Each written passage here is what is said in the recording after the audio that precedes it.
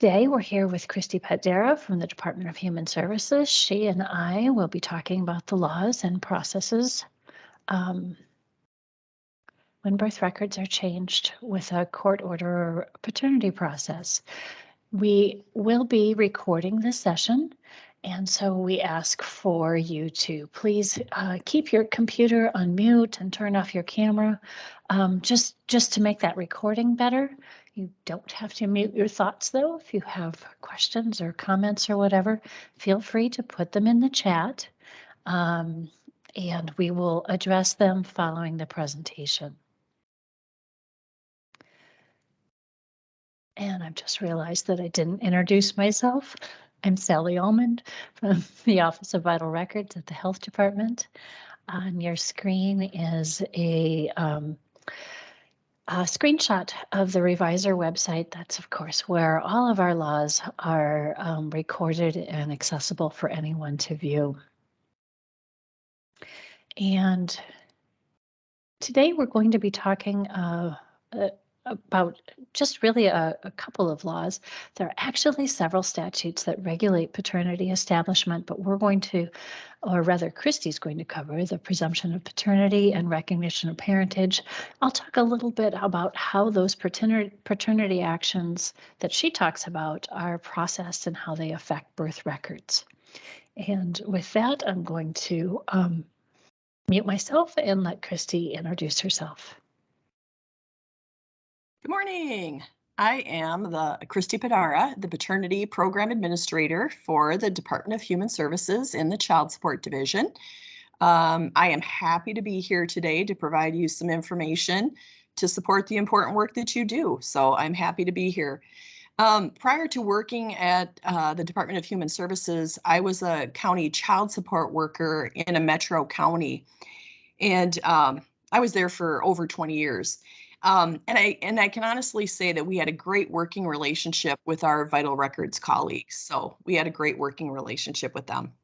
So if they had a customer that had child support questions, questions about genetic testing, how to get the second parent added to a birth record, what legal rights does the father have if he's on the birth certificate, if he's not on the birth certificate, you're going to refer them to your local child support office. I'm going to say make friends with your local child support office because they're fully equipped to answer all of those paternity type questions. So in our county, in the county that I worked in, they would refer them to me. Sometimes they would call and give me a heads up and say, hey, I'm sending a customer your way. They got some paternity questions, so we could efficiently address their questions. Each county has a child support office. And they're well equipped to handle these questions. Counties might vary from county to county how they handle things. For instance, the county that I worked in, we had a genetic testing lab right on site. Other counties may schedule genetic testing off-site. We handled paternity cases in district court, whereas some counties might handle them in administrative court. So there might be some slight differences from county to county. All right, let's move on here. And we're going to talk about why it's important to establish paternity. So we're saying here that children need both parents on birth certificates. So not only does establishing paternity add the father to the birth certificate, but the child can also benefit in many ways. So if they're applying for public assistance benefits, they're going to be required to cooperate with paternity establishment. Let's see here, and the next thing on there. Sorry, someone's waiting in the lobby, it goes right on the slide here. Okay, so tribal benefits, veterans benefits, Social Security benefits, health insurance. So that's kind of an interesting one. So say, for instance, the father has health insurance benefits through his employer, and he wants to be able to add the child on to that health insurance benefits. Sometimes he does have to prove that he's legally that child's father before he can add the child on to health insurance. Foster care placement, if they want to look to dad for placement of that child, he needs to be the legal father. Prison visits, right? So in order for mom to bring the child to go visit, he needs to be on that birth record. Medical history, being legally the father is the basis to pursue a child support order. And then In addition to those things, kind of the social and emotional aspect of having paternity legally established and having two parents on the birth record. So that's just kind of why paternity is important and why we focus on establishing paternity. So moving on here, there are 3 ways that a parent is added to the birth record, that a father is added to that birth record, right? So marital status drives who can be listed on the birth record, okay? So a child born of a marriage or within 280 days of a dissolution, the husband is added to the birth certificate. So that would also include a birth mother's husband or female spouse, okay? So that's kind of where we reference the marital presumption statute. So that's the statute that prevails over the fact that married parents and how it's looked at and how that second parent is added to the birth record. This information, their marital status, is self-reported at the hospital at the time that the child is born and at the time that the birth certificate is being created. So that's self-reported information. All right, so that's married parents. Now we're going to move on to unmarried parents. So when it comes to unmarried parents, there's 2 ways a father can be added to the birth record, okay? So the first way that I'm going to talk about and introduce you to is the Minnesota Voluntary Recognition of Parentage. And then the second way is court action, where the court actually determines paternity. So those are the 2 ways that unmarried parents have to determine paternity. So I'm going to talk a little bit about the recognition of parentage. So there's the form there, Minnesota Voluntary Recognition of Parentage. The form is actually 4 pages, but the page that we have shown on the screen on the left is just like the signature page that most people frequently see. The recognition of parentage is the voluntary way, right? So parents can choose to sign the form or not sign the form, right? Some parents may choose, well, let's just back up. Most recognitions of parentage are done at the hospital. Many are done at the local child support office. Parents can also access the form online, okay? The signing parties have 60 days to revoke the recognition of parentage or change their mind if they've signed it. After that 60-day time period, it has the same effect as a court order. Some parents choose not to sign the recognition of parentage. Some of the common reasons are they would prefer to do genetic testing first, or the fact that it doesn't give the father custody or parenting time. The recognition of parentage, so back to the slide here, upon filing, the man listed becomes the legal father. It can be signed for a child of any age. Must be signed by both parents and notarized. So they need to sign the same form. It doesn't have to be signed at the same time. That's kind of a frequently asked question. Sometimes, one of the parents will sign it when it's convenient for them to be in front of a notary, and then the other parent will sign it at a later time. And then, kind of like I mentioned, it's an alternative to genetic testing or a court's order. So before anyone would sign the recognition of parentage, if they wanted genetic testing, they would need to do that first. Okay, so this is the Minnesota Voluntary Recognition of Parentage. Okay, now we're going to move on to the second way of establishing paternity. And this one is referred to, oftentimes as a paternity adjudication, a paternity lawsuit. But paternity is established by the court, and there's a court order that results, okay? So the court order is going to be signed by a judge or a magistrate, depending on, how they handle it in that particular county. The court's actually going to make a determination on paternity. So they're going to say that, this person is adjudicated the father of this child.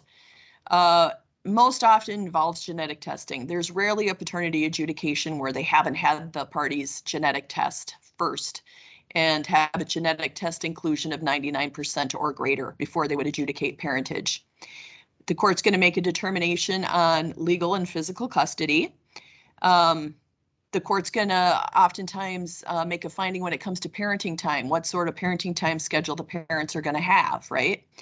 The court decides the financial obligations that make up child support, which would be basic support, medical support, and child care support.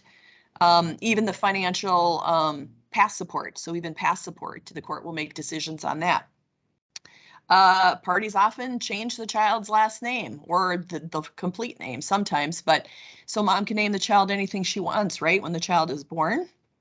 Now that the father's, going to be named as the father added to the birth record, sometimes parents decide they would like, to make a name change for their child, and the court will put a finding in there as far as the child's name. And when that paternity adjudication is filed with the Office of Vital Records, the birth record is updated, adding the father and making that name change. All right, so now we're moving on to the child support resources. So Sally's going to help us navigate to the Minnesota Department of Human Services website. So we have the URL there, and she's going to kind of navigate us through what we're looking at so you can become a little bit familiar with the Department of Human Services resources.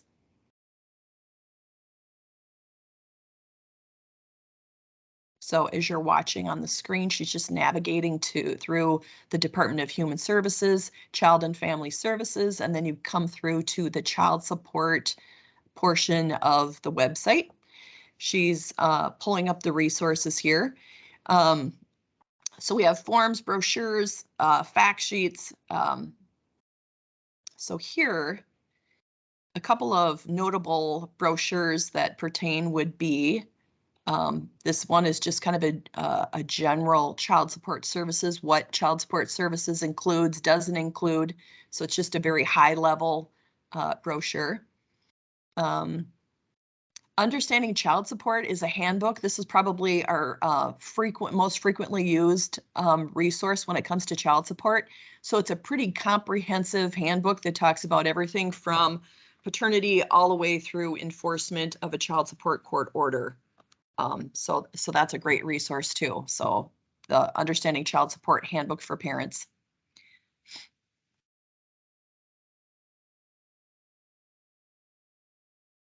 And then here, next, Sally is pulling up the recognition of parentage information here.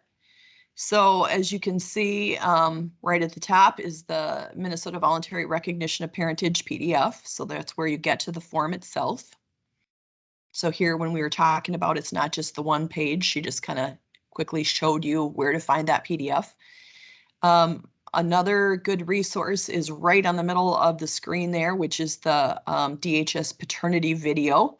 All of our brochures and the video are in English, Hmong, Somali, and Spanish. So they're translated into those languages.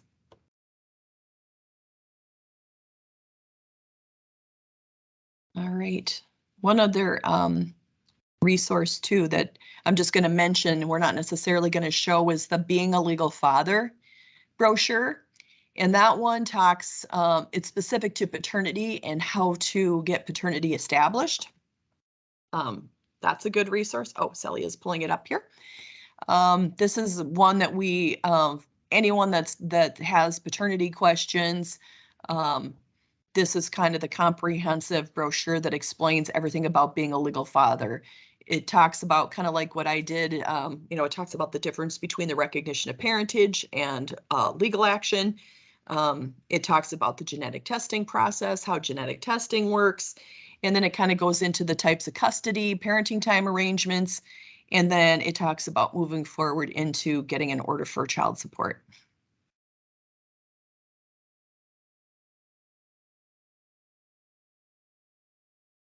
So that one's a good one. And again, that one is in all 4 languages too. So that one's pretty highly utilized as well.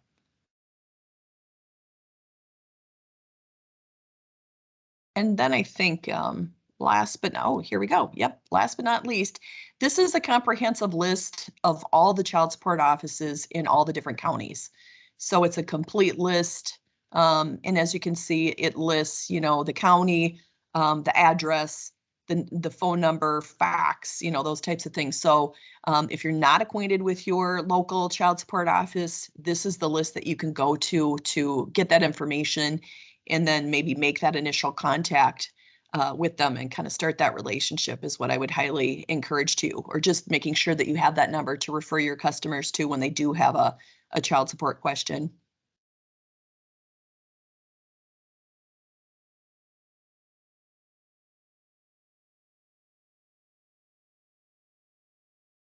Yeah, and here's if you want to get into more details, this is Minnesota Child Support Online. This is if you already have a child support case and you want to register. This is the way you can communicate with your local child support office. So this is one tool that we have. Another tool that we talked about too is now the Minnesota Child Support Department has a way to make an application online. This one is once you already have a child support case, you can register with Minnesota Child Support Online. We also have the ability to apply for services online. And that's fairly new. We launched that in March. It's been highly successful. You would think, kind of get with the times, right? But we're slowly getting there, where we do have an online application now, and you just, fill out the information. It drives the online application directly to the county that the applicant resides in, and the county from there will apply. They'll be applying for services in that county, and that county is going to reach out to that applicant and get started with the services that they want. So I think that's a pretty good highlight of the resources on our website. So thank you, Sally, for walking us through that. So here's my contact information, and I do want to thank you for your time. And if you have any other questions, you can feel free to reach out to me.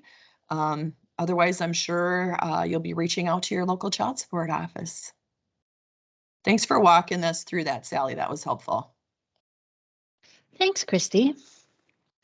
The information that Christy provided about paternity establishment helps us better understand things like parent notice corrections. So Christy talked about there are only 3 legal ways to add a father on a birth record.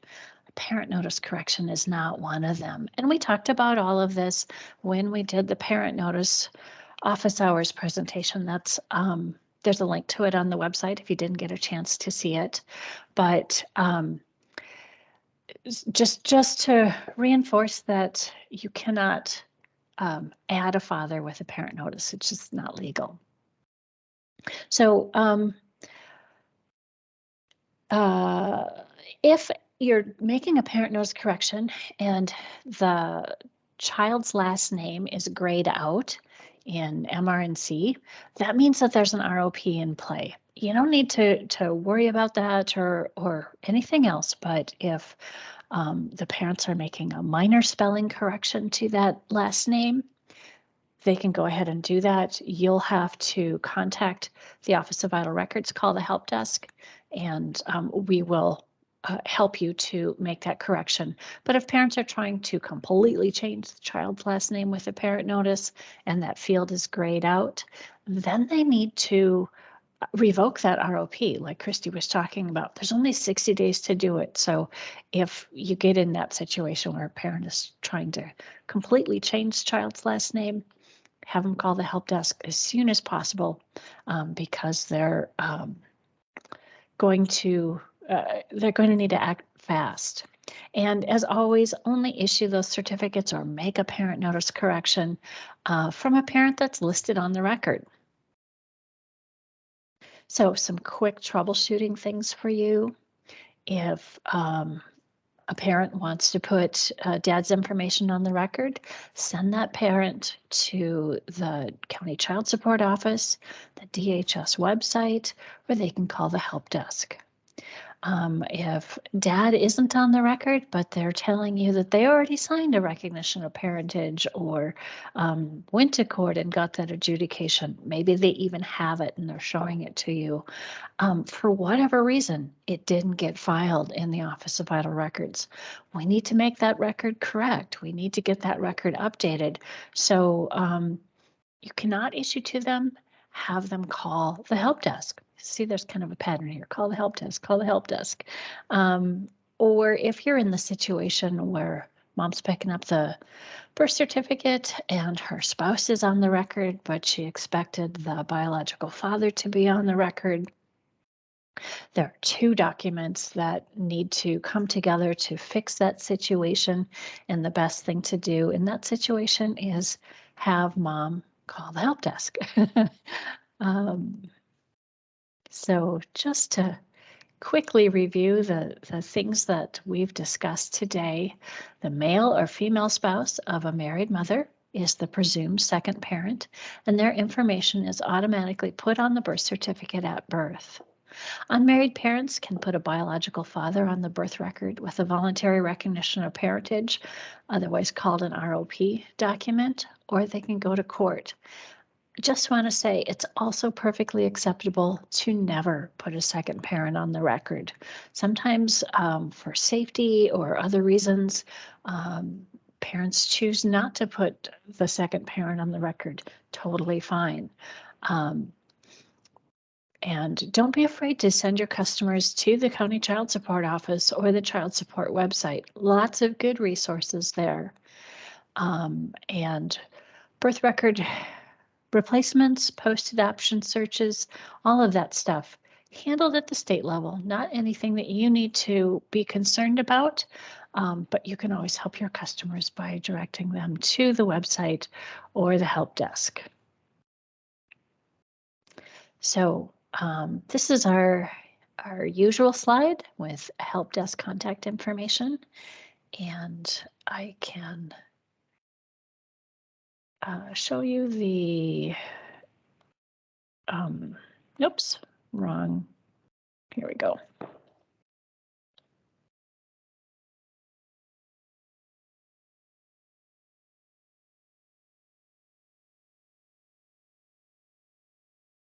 How to get to the website. Go to www.health.state.mn.us. Stay in the upper left corner, go to individual and family health and certificates and records. And there's lots of information here. You in the county vital records offices, the website with special information organized just for you is here. Just as usual.